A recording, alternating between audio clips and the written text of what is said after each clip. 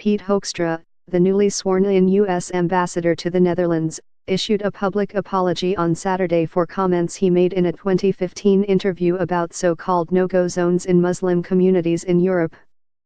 The comments came to light during a cringeworthy exchange on the current affairs program Nieuwsuur on Friday, where Hoekstra directly contradicted himself twice in a matter of less than a minute on live television. "I made certain remarks in 2015 and regret the exchange during the Nieuwsuur interview. Please accept my apology," Hoekstra shared on Twitter.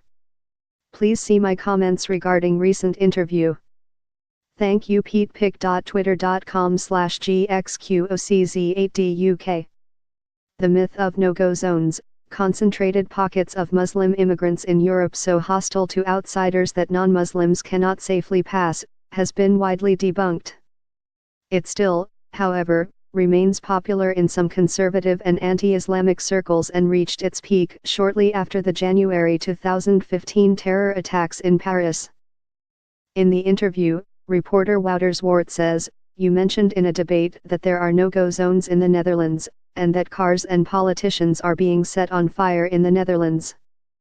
Hoekstra replies, "I didn't say that. This is actually an incorrect statement. We would call it fake news." Hoekstra is then shown clips of him saying, "The Islamic movement has now gotten to a point where they have put Europe into chaos. Chaos in the Netherlands, there are cars being burned, there are politicians that are being burned, and yes, there are no-go zones in the Netherlands."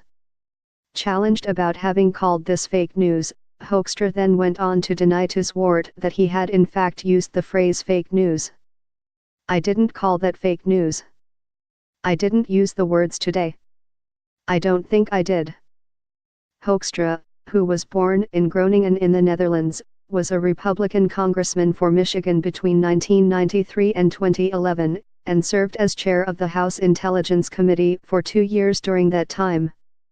In his statement, he described himself as being passionate about confronting the global threat of terrorism, and elsewhere has described himself as a frequent writer and commentator on intelligence issues and the threat from radical Islam.